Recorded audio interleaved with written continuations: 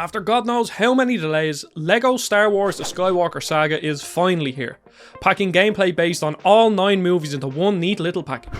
It promises full third-person gameplay with more open levels that are filled to the brim with collectibles, puzzles and quests, along with a massive roster of 380 fan-favourite characters, all with the classic layer of LEGO charm. Have TT Games created a winning formula just like they did in 2005 with LEGO Star Wars the video game? Well, that's what I'm here to answer in GameXplain's review of LEGO Star Wars The Skywalker Saga. In true LEGO fashion, The Skywalker Saga recreates the events of the 9 movies but in brick form. While the plot points are the same, how they're delivered is slightly different. Yes, the LEGO brand of comedy is here in full force and I loved every second of it.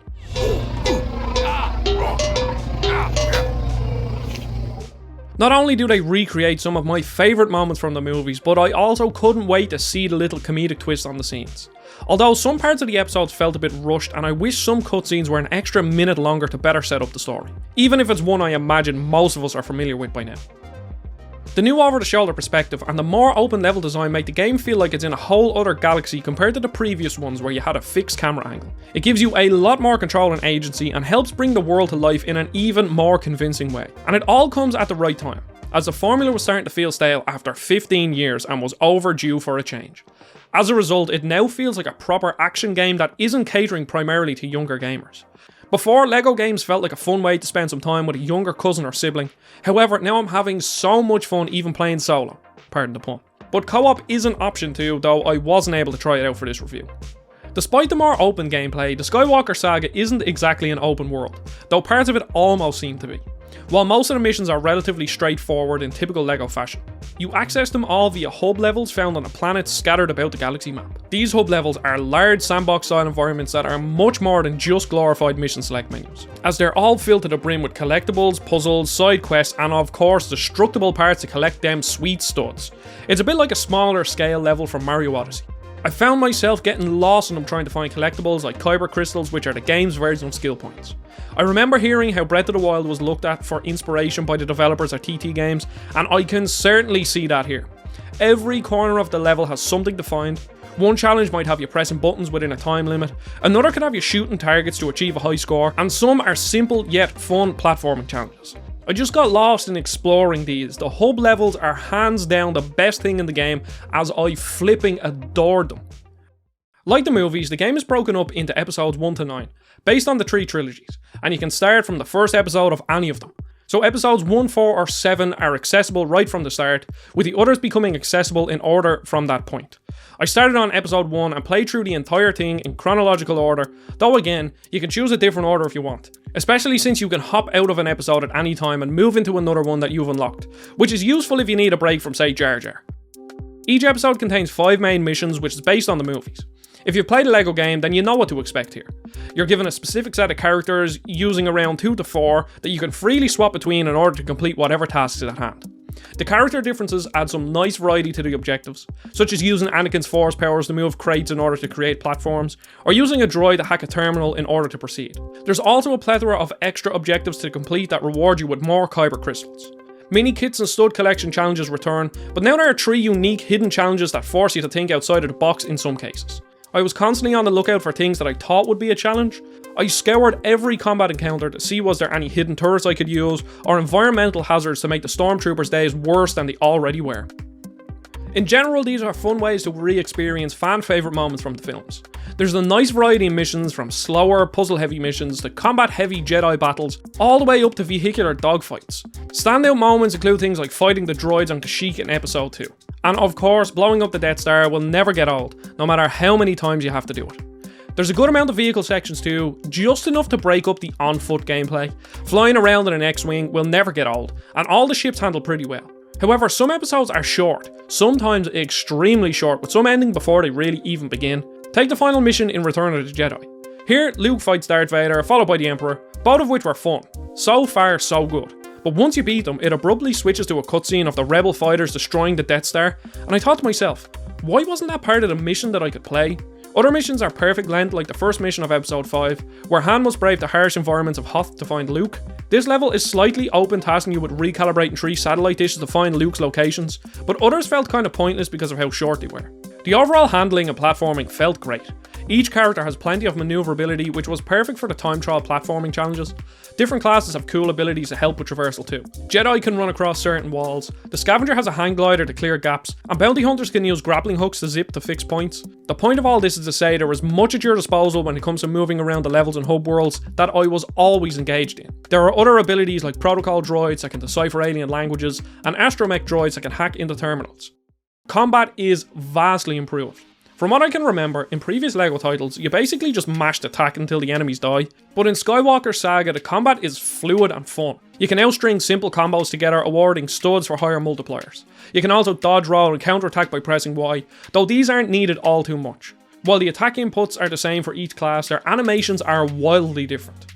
Luke Skywalker has a manner of different spins and cool lightsaber tricks. There's even a difference in how Jedi and Sith move. I mean, come on. Just look at how slick Mace Windu looks while moving. I'm not going to sit here and tell you that the combat system is amazing, but it's simple and fun.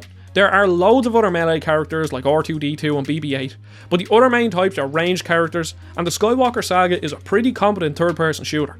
It's always going to be cool shooting things as a bounty hunter, especially since the guns have a nice amount of feedback here. And I might even go as far to say it feels better than a certain Star Wars FPS that I won't mention. The combat is simple but engaging, and does exactly what I want it to. The skill trees are exactly what I've come to expect from games that aren't heavy RPGs. There's a general tree that is really important, improving damage, health, and houses the best skill in the game, which allows you to collect studs from further away. This is a must. Each class of characters like Jedi, Sith, Scoundrel and Bounty Hunter have their own skill tree, but they're not very interesting. The type of skills in these are quite bland, like increasing the length of time that Jedi mind tricks last, or collecting more studs when killing enemies as a bounty hunter. Their trees themselves aren't enough of an incentive to collect the over 1000 kyber crystals, so it's a good thing the puzzles and challenges around them are engaging on their own. The Skywalker Saga is quite the looker.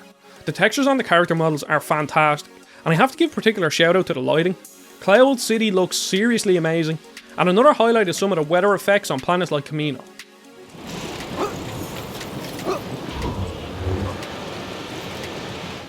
Walking through the interiors of the First Order's battleships was quite a sight to see. They did an amazing job at recreating the already visually stunning areas of the Star Wars movies, and I never thought I'd be praising a LEGO games for these amazing visuals. As for the actual performance, this was a bit of a mixed bag. I played on the Xbox Series S and the results were quite inconsistent, so there are two options to choose from, 30 FPS and 60 FPS. Of course, I chose 60 FPS and it ran smoothly most of the time. It seems to be running at a variable resolution, as some parts of the game will turn into a blurry mess just to keep the frame rate stable. At other times the resolution would become blurry, but the frame rate would also tank, and this was most notable in the Ewok village. The game would also freeze at points, but it didn't happen all too often.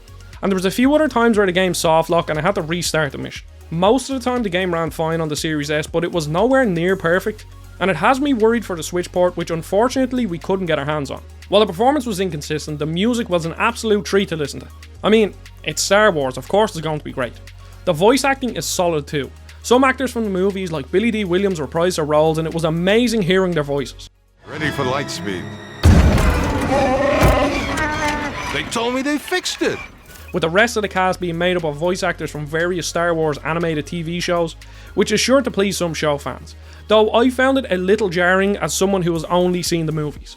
Their lines are delivered well, however some sound completely different from their movie counterparts, such as how Anakin sounds nothing like Hayden Christensen.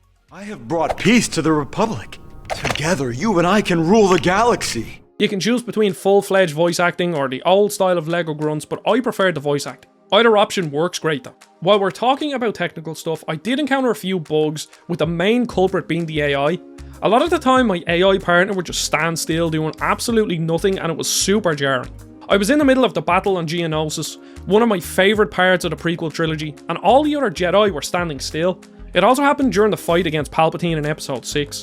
Vader just stood there while I was Luke fighting for my life. It took me out of these moments big time. Other than that, there were a few camera glitches and the odd vehicle bug, but they're hardly worth noting. TT Games are onto a winner with this formula. It's honestly the best way to experience these stories in video game form. The hub levels are so fun to explore and a treat to look at. Package this with an insane amount of content that any completionist will love, this is hands down the best LEGO game ever made.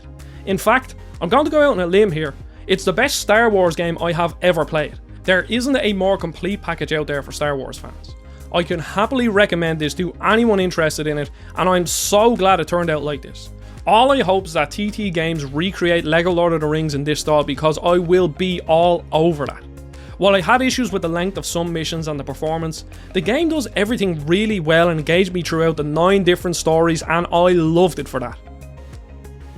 There we have GameXplain's review for LEGO Star Wars The Skywalker Saga. I would love to know what you think about the game. Don't forget to check out the videos on the right, and you may as well subscribe while you're at it. I really appreciate your time, and I'll see you all in the next video.